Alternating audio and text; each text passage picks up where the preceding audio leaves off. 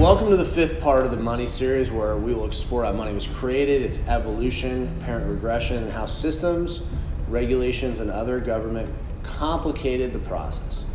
Even though this episode can stand on its own and be alone, please make sure to check out all the first four episodes for a better understanding of how our money started and how it's getting devalued. In this episode, let's talk about the gold standard. As global trade matured, banknotes became the go-to currency. It was easy to carry around. In 1861, the first U.S. paper currency was printed, but fears of the banknote or paper currency not actually amounting to anything obviously grew.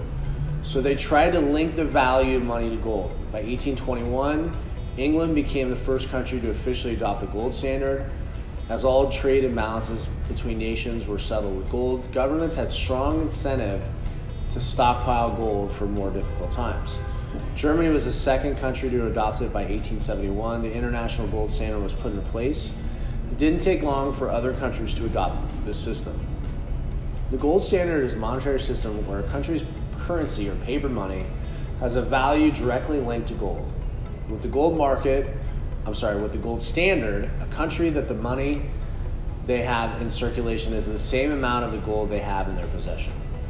The idea is that if you were paid in paper money, dollars, you can take that to the bank and exchange it for gold at the same value. The gold standard arrests control of the issuance of money out of the hands of imperfect human beings.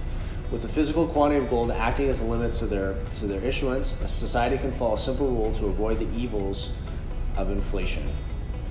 You buy what you can afford. It's that simple rule that seems to be too threatening for the government, because that means they have no control over your money. Ironically, or maybe expectedly, the U.S. was one of the last countries to join. All the way until mid-1910, the gold standard was working perfectly, and then World War I broke out. To pay for war expenses, the U.S. and Europe suspended the gold standard and printed more money to sustain their wartime efforts.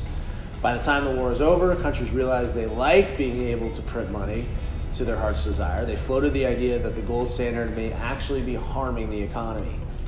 Apparently, they think it is better to get paid in paper currency, even though that currency is not backed by anything. People will just believe the value the government gives it. They'll trust it. And this was the beginning of the end for the gold standard. In the next video, learn how the stock market crashed in 1929 and the Great Depression sealed the end of the gold standard, and why is the strongest proof we need to go back to the gold standard.